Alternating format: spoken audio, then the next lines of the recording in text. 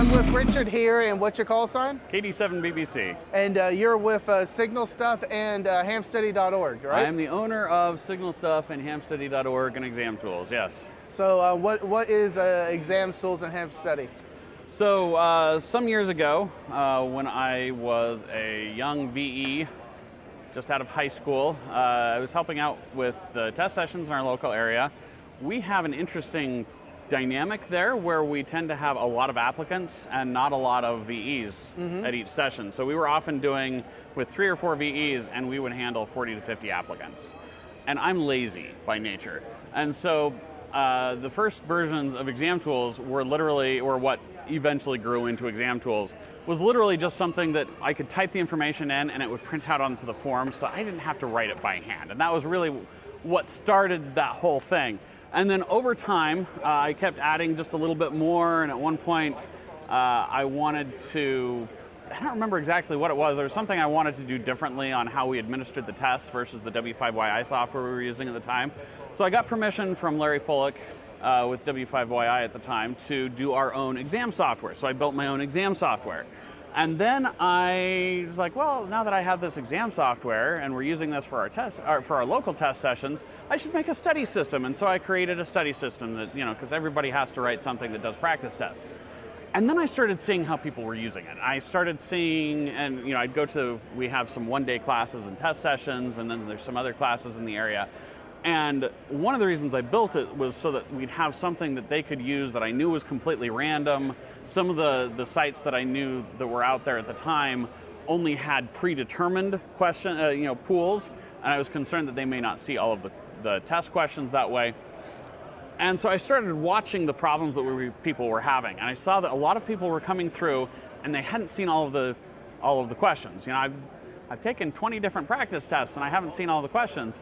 And so I started investigating a little bit more how testing works, or how people study, and how what people need to learn. And that's kind of where it all started, is just kind of this desire to see these problems fixed. I'm a software developer, I'm not a teacher. I have certain skills, and there are certain skills that I do not have. And so I wanted to take the skills that I do have and use those to improve and fix some of these problems. And over the years, I've learned a lot about that. For example, it takes an average of somewhere around 85 random practice tests just to see every question in the technician pool a single time, on average. The least it can be is something like 14, but that's so statistically unlikely that I don't think it ever even happened in 10 million randomized runs when I ran it through. So Ham Study focuses on tracking your progress, on making sure that you've seen everything, on helping to repeat things. And then with that, I wanted people to be able to learn as well. And so I added the ability for people to crowdsource explanations, which at the time everybody told me I was absolutely crazy for doing. And impressively, I've had very, very few people have tried to abuse that over the years. So we have explanations for questions. We have the study mode, which is intelligent and tracks things. We actually have a new version of the app that's going to be coming out fairly soon, which will add the ability to align it with a book that you're using to study, so that your statistics and your study and everything can be based around the layouts of those books. This is the first time that I've publicly said that to anyone. Exclusive. Hopefully we'll have some more information coming out on that. We're going to be ready for beta on that very soon. And so while I've been working on all of that, I was still doing testing. I was still building that. And so back in 2014, I finished a rewrite of what at that point I did call Exam Tools, that had the capability of doing computerized testing, of doing, I worked for a company called GradeCam, which is in the education industry and has the ability to read bubble answer sheets, just the A, B, C, D, kind of like Scantron, with a webcam that you can just print out. Well, I worked for GradeCam. The CEO at the time was a ham, and so and I was in charge of the software integration for tying into the system anyway.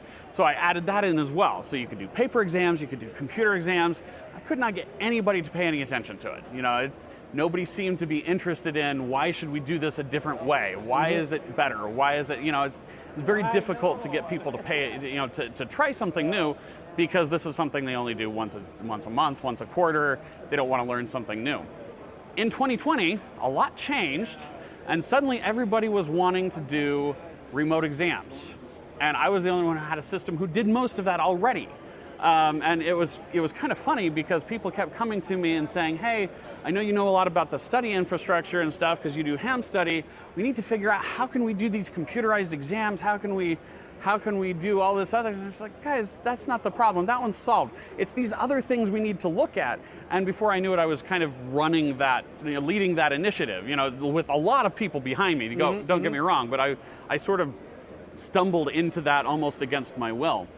But it's been fascinating to get all of that and see all of that coming. And now there's a lot more people using exam tools for in-person exams, because after they started seeing how it can be used with online and remote exams, and some people see how we're able to share statistics on actual results in exams anonymously, anonymous statistics with the question pool committee. So if anyone's noticed that the last two question pool updates have been a little bit more informed, that's because they actually had data to work with. Oh, wow. Because we provided that data to them. And it manages all of the paperwork can be done electronically. The VECs can process it more quickly. I'm trying as hard as I can to work with all of the VECs so that I provide whatever they need, so that they, at one point some of the VECs could get the licenses issued within like an hour of the test session being finished. Of course, now that you have to pay the $35 fee and that's not available till the next day, that doesn't happen anymore. But by and large, all of that can go a lot more quickly. Now, none of that is free. It costs at least time. There's hosting costs. There's and the reason that I'm able to do that, in fact, I just hired a full-time developer recently, which is, I'm hoping, going to speed things up a lot. That's partially why the new app is finally just about ready, but that's where Signal stuff comes in. Yeah. It was originally a fundraiser that we used for for an amateur radio explorer post, scouting explorer post in Utah County, which incidentally is actually where I met my wife originally, long before I started dating her, but that's where we first met, was at this Ham Radio Explorer post. And we just made these piano wire antennas. I have changed them a lot since then, and I never expected it to be a successful business, because it's like, well, there's just these little antennas that we build.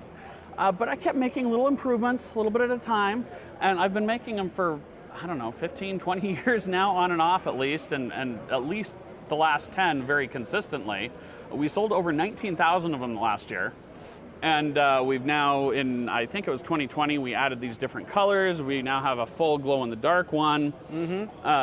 We've added some adapters that I've customized to look better, to feel better, to meet things a little bit better. Here's one, I only have a small number of these right now, but it's a BNC adapter. I don't know if your camera can focus on this well, but it's a BNC adapter that has a retaining nut, so you can put a tiger tail on it. Oh, wow. To turn it from a monopole into a full dipole, and that can be used with any handheld. Still don't know what I'm going to have to charge for this, and like I said, I got 100 of SMA male, 100 SMA female, but that's something that very interested in feedback on to see if people are actually want to see that. So what will be the advantage of using that tiger tail with your signal stick? Is it going to give you less SWR? Is it going to have a better signal? Well, in theory at least, yes. It's going to do all of those things. With a typical antenna, and this is getting further into antenna theory than I feel qualified to officially talk about, so make sure you never tell anybody about this. All of you people watching, don't tell anyone that I said this in case I'm wrong on anything. But generally, most antennas are some variation of a dipole, where you have a radiator and then you have, on the counterpoise, you have something equal. Think about it kind of like with any DC circuit, you have to have equal going out and coming back in. So you need something to balance out that radiator.